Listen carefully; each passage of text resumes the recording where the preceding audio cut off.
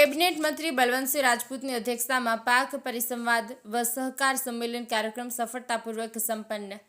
પાટણ ખાતે ધી પાટણ જિલ્લા સહકારી ખરીદ અને વેચાણ સંઘ લિમિટેડની 25મી વાર્ષિક સાધારણ સભા તેમજ પાક પરિસંવાદ વ સહકાર સંમેલન કેબિનેટ મંત્રી બલવંતસિંહ રાજપૂતની અધ્યક્ષતામાં યોજાયો હતો, જેમાં સહકારી માળખું, પ્રાકૃતિક ખેતી તેમજ તેના વ્યાપ અંગે વિસ્તૃત ચર્ચા કરવામાં આવી હતી.